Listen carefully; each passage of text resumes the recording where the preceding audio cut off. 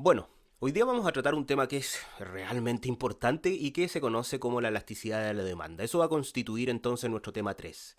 Nosotros en la cápsula anterior estuvimos trabajando con los determinantes de la demanda, o sea, los elementos que influyen al momento de tomar una decisión. Ahora en este contexto hay aspectos que ocurren y que se encuentran relacionados con un contexto distinto, con efectos que ocurre en la toma de decisión. Que estos efectos nosotros los denominamos como elasticidad. El concepto de la elasticidad se vuelve en un contexto muy importante, porque nosotros ya sabemos en particular que la demanda provoca movimientos o desplazamientos, tal como lo explicamos en el tema anterior, pero no sabemos la cantidad que van a tener esos movimientos, o sea, la cuantía que va a suceder cuando yo varío el precio o cuando yo varío el ingreso, cuál va a ser la cantidad de mi producto que se va a ver afectado producto de esa variación tanto del ingreso del precio. Eso no lo sabemos. Y para eso existe entonces la elasticidad, la que mide de cierta manera el concepto de la sensibilidad de una variable con otra. En este tema, cuando nosotros hablamos de lo sensible, quiere decir es cuánto te afecta cuando yo muevo una variable con respecto a otra variable. Esa variación nosotros la vamos a definir entonces y la vamos a investigar por medio de la elasticidad. La pregunta que surge ahora es ¿cuántos tipos de elasticidad existen? ¿Existen solamente una, dos o tres? Nosotros vemos en pantalla que para este curso veremos tres tipos de elasticidades. Primero, la elasticidad precio de la demanda, que es una de las más importantes y que vamos a indagar aún más en este concepto. La elasticidad ingreso de la demanda, que también es otra de las elasticidades que son muy importantes, y también la elasticidad cruzada de la demanda, que son estas tres elasticidades que nosotros vamos a trabajar en este curso. Empecemos con la primera de ellas, que se refiere a la elasticidad precio de la demanda. Nosotros ya sabíamos que la ley de demanda posee efectivamente un impacto a través del precio. O sea, cuando nos encontramos en ceteris paribus, surge la ley de demanda donde un incremento en el precio provoca una caída de la cantidad demandada y una variación en el precio negativa provoca efectivamente un aumento de la cantidad demandada. Eso es aspecto, nosotros lo estudiamos anteriormente. Pero la pregunta que nosotros tendríamos que saber y tratar de indagar es ¿cuánto? Cuando yo subo el precio un cierto porcentaje, ¿cuánto va a caer, por ejemplo, la cantidad? Para eso sirve entonces este concepto de la elasticidad y se responde a través de la elasticidad precio de la demanda, que en estricto rigor, y como dice la lámina, mide el grado en que la cantidad demandada de un bien responde a variaciones porcentuales que van a existir en el precio. ¿Cómo se calcula esta elasticidad precio de la demanda? Se calcula a través de estas fórmulas, donde te recuerdo que Q representan cantidades demandadas y P representa el precio del bien. De tal manera que la elasticidad precio de la demanda, como fórmula, se refiere a la variación porcentual de la cantidad partido la variación porcentual del precio. Eso es la fórmula que nosotros vamos a utilizar para poder entonces entrar en el concepto de esta elasticidad precio de la demanda. Veamos ahora a continuación algunos ejemplos. Consideremos entonces un incremento de un 15% en el precio, del café en este caso. Este incremento provoca que las cantidades demandadas del café disminuyan en un 32%.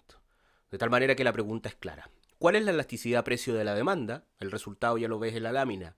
2,13. Ahora, más allá de ese número, aquí hay algunos aspectos que son importantes. En perspectiva, nosotros trabajamos ese 2,13 como valor absoluto. Por lo menos en este tema lo vamos a trabajar como valor absoluto.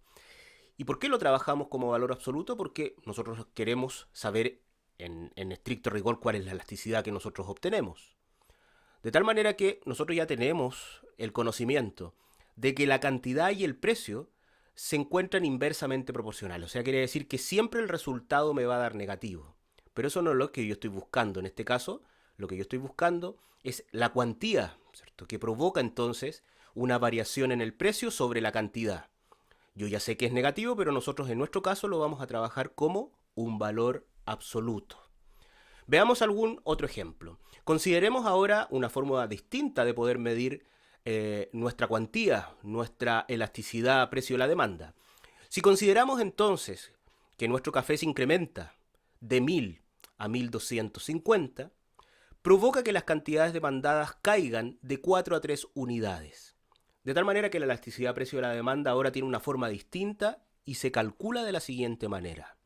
Nosotros vemos entonces que sacamos esa variación, que era 4 menos 3 partido 4, la multiplicamos por 100 porque te recuerdo que es una variación porcentual, nos da 25, y abajo también realizamos la variación, que sería 1250 menos 1000 partido 1000, lo multiplico por 100, te recuerdo la variación porcentual, nos da 25, de tal manera que tenemos, en este caso, una elasticidad igual a 1.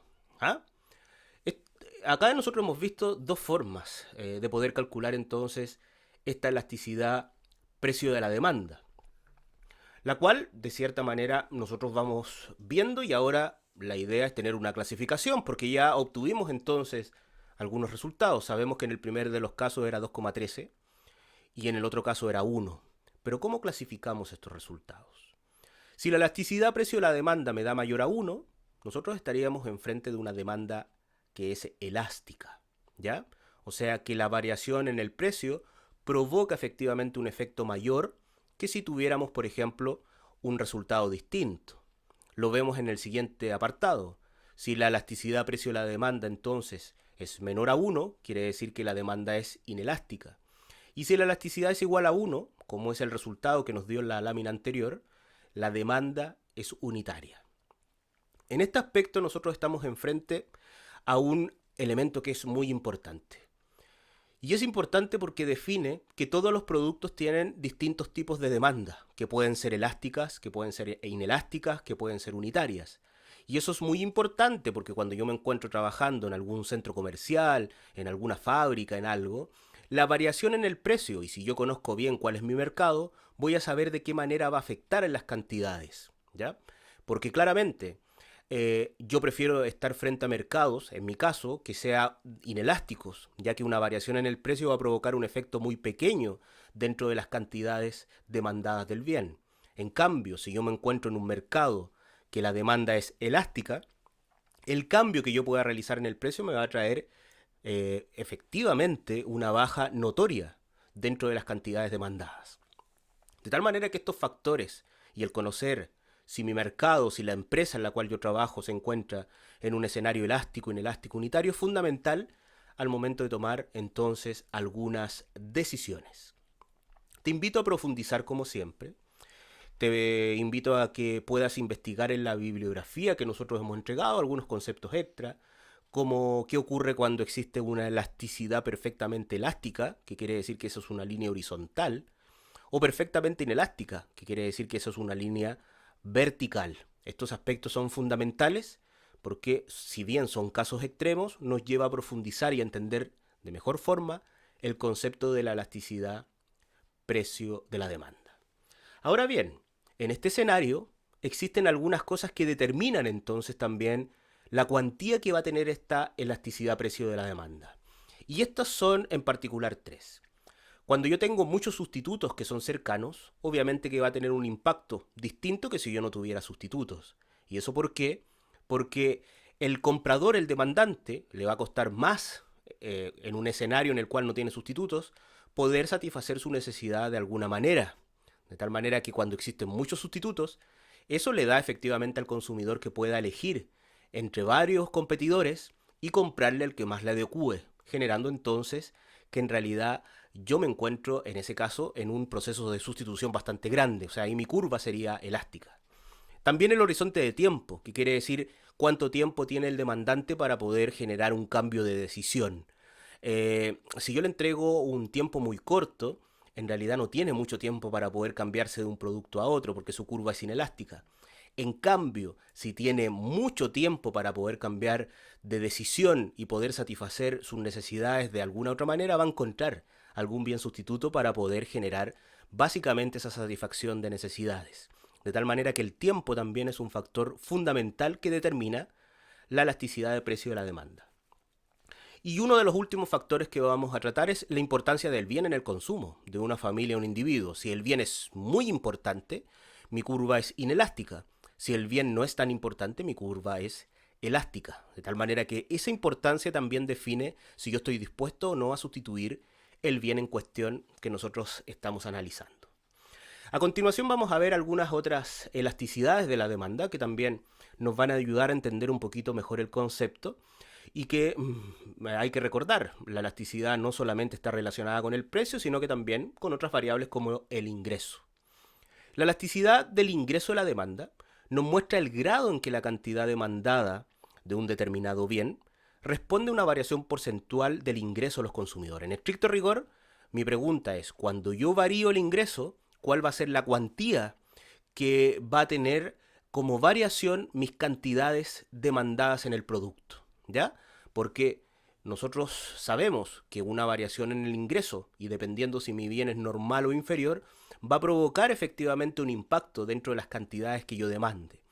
La elasticidad de ingreso trata de ver, en particular, si nosotros estamos frente a un bien inferior o un bien normal. Te recuerdo nuevamente que las cantidades, QX, se refiere a las cantidades demandadas y M se refiere al ingreso o rentas que percibe un consumidor. Nuevamente también es importante detallar que el ingreso que recibe un consumidor o una familia no se encuentra estrictamente relacionado con el salario, con la remuneración o sueldo que recibe producto de su trabajo, sino que también existen algunos otros aspectos como herencias, como subvenciones, que tienden a engrosar la cantidad de ingreso que tiene una familia o una persona individual. Volvamos a nuestra lámina. La función de elasticidad de ingreso de la demanda nos muestra entonces que los bienes se pueden clasificar. Si yo tengo un resultado en la elasticidad de ingreso de la demanda que es mayor a cero, nos encontramos entonces en presencia de un bien que denominamos como un bien normal.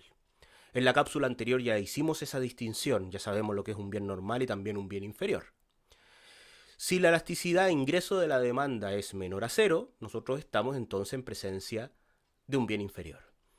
De tal manera que la elasticidad de ingreso a la demanda es muy útil, porque nos sirve en particular para ver el impacto que provoca un cambio en el ingreso y también para definir si estamos en presencia de un bien normal o un bien inferior. Y el último que nos queda, la última forma de elasticidad que habíamos puesto y que íbamos a trabajar, era la elasticidad precio cruzada de la demanda. Esta elasticidad precio cruzada mide el grado en que la cantidad demandada de un bien responde a una variación porcentual en el precio de otro bien. Este aspecto también es muy importante porque te recuerdo entonces que QX se refiere entonces a la cantidad y PX se refiere al precio.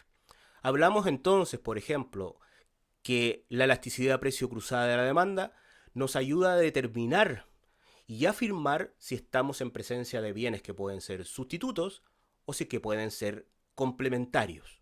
Y eso lo hacemos a través de esta sencilla división. El aumento, la variación porcentual de la cantidad de un bien, que podría ser el bien X, partido la variación porcentual del precio de otro bien, que en este caso hemos mencionado como un bien Y. Los resultados saltan a la vista. La elasticidad nos permite afirmar si estamos frente a un bien sustituto o un bien complementario. Si esta elasticidad cruzada nos da mayor a cero, los bienes son sustitutos. Y si es menor a cero, los bienes son complementarios. Bueno, muchachos, en el concepto que nosotros hemos tratado hoy día sobre la elasticidad, que es un concepto que me imagino que es nuevo para ustedes, nosotros estamos viendo el impacto entonces que tiene una variable frente a otra. Y hemos entregado entonces una relación muy clara entre las variaciones de precio y cómo este precio influye en las cantidades demandadas, y ahora también podríamos afirmar cuánto, ¿cierto? ¿Cuál es la variación, el impacto? Te recordamos entonces también que vimos la elasticidad de ingreso de la demanda, que quiere decir que cuál es el impacto ahora que tiene el ingreso en las cantidades. Y eso va a definir si nos encontramos en un bien normal y un bien inferior. Y terminamos entonces con la elasticidad precio cruzada de la demanda, que comparan dos bienes y que me permite entonces afirmar si estamos en presencia de bienes que son sustitutos o estamos en presencia de bienes que son complementarios. Bueno, el concepto de elasticidad es muy importante. Espero que te haya servido. Esta apreciación la vamos a seguir repasando en el transcurso de nuestras clases para poder entender e indagar un poquito más en este aspecto que se relaciona con la elasticidad. Así que nos vemos, muchachos, en una siguiente cápsula.